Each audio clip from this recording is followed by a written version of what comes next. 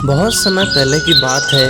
किसी गांव में एक जैक नाम का व्यक्ति रहता था जो कि अपनी ईमानदारी के लिए बहुत प्रसिद्ध था। जैक बहुत गरीब था। वह घरों पर पेंट कर कर अपना गुजारा चलाता था, लेकिन इनकम बहुत थोड़ी थी, जिससे उसकी ज़िंदगी में स्ट्रगल बढ़ता जा रहा था।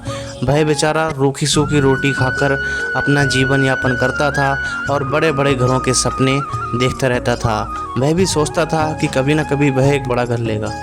वह बहुत खूबसूरत खूबसूरत सी टेबल और बर्तन बनाता था। एक दिन एक सेठ ने उसको एक काम से अपने पास बुलाया। मेरी बात सुनो जैक, मैंने तुम्हें एक बहुत इम्पोर्टेंट काम से बुलाया है। क्या तुम मेरा काम करना चाहोगे? जी सर, मैं बिल्कुल काम करूँगा। आप बताइए कि क्या काम है। मैं चाहता हूँ कि तुम मेरी बोट पर काम करो, जो कि आज के आज पूरा हो जाना चाहिए। ओके सर, आज मैं काम पूरा कर कर आपको दे दूँगा, परेशान ना हो। जैक बहुत खुश था। काम करने की सभी जगह तुमको मिल जाएगी। अब तुम अपना दाम बताओ। वैसे तो मैं 1500 रुपये अपने काम के चार्ज करता हूँ, बाकी आप जैसा बेहतर समझें। तुम्हें 1500 रुपये मिल जाएंगे, लेकिन काम अच्छा होना चाहिए। बिल्कुल सर, आप परेशान ना हो, मैं काम में कोई कमी नहीं छोड़ूंगा। जमींदार उसको अपनी नाव के पास लेकर गया, जो कि नहर के पास थी, और उसको नाव दिखाई। जैक ने जमींदार से कुछ समय मांगा ताकि वह अपना पेंट करने वाला टब अपने साथ ला सके, और वह अपना पेंट वाला टब लाकर काम शुरू करने लगा। तभी उसको कुछ दिखाई दिया। हे भगवान, बोट में तो इतना बड़ा छेद है। पहले मुझे इस छेद को भरना चाहिए, नहीं तो अगर ये छेद नहीं भरा तो ये बोट में पानी भर जाएगा।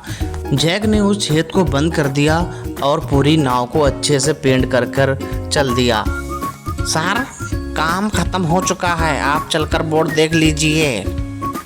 अच्छा ठीक है, चलो। दोनों लोग चलते चलते नाव के पास पहुँचे और जमींदार बोला, वाह जैक, तुमने बहुत अच्छा काम किया है। आप ऐसा करो, तुम कल आकर अपनी पेमेंट लेकर जाना। ठीक है सर। तभी वे दोनों अपने अपने घर चले गए। जमींदार की फैमिली उसी दिन नाव में बैठकर सब लोग सवार होकर कहीं को सैर करने चले गए। तभी जमींदार का पुराना नौकर वापस आता है और पूछता है कि घर में तो कोई है नहीं, सब लोग कहाँ गए हैं? उसको तो घर में कोई दिखाई नहीं दिया। तभी जमींदार बोलता है, जमींदार उसको सभी बात बताता है। जमींदार की बात सुनकर उसको बहुत चिंता हो जाती है, और उसका चिंता देखकर जमींदार पूछता है, क्या हुआ? तुम इतना परेशान क्यों दिख रहे हो? शहर नाव में तो बड़ा छेद था। नौकर की बात सुनकर जमींदार चिंतित होने लगता है और घबरा जाता है। तभी जमींदार की फैमिली वहां पर आ जाती है, जो कि बिल्कुल सही सलामत और सुरक्षित वहां पर आ चुके होते हैं। अब जमींदार को चैन की सांस आती है। तभी सुबह में जमींदार जैक को बुलाता है, ये लो जैक, तुम्हारा पेमेंट। तुमने बहुत अच्छा काम करके दिखाया है, मैं तुम्हारे काम से बहुत ज़्यादा प्रसन्न हूँ। जैक ने पैसों को गिना, लेकिन पैसे तो बहुत ज़्यादा थे। जितने की जैक से बात हुई थी उससे कई गुना ज़्यादा पैसे थे।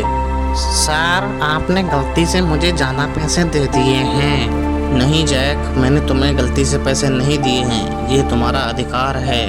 पर सर, हमारी बात तो 1500 रुपये की हुई थी, ये तो 6000 हैं। ये दाम कैसे करके वो दाम हो सकता है? तुमने बहुत बड़ा काम किया है।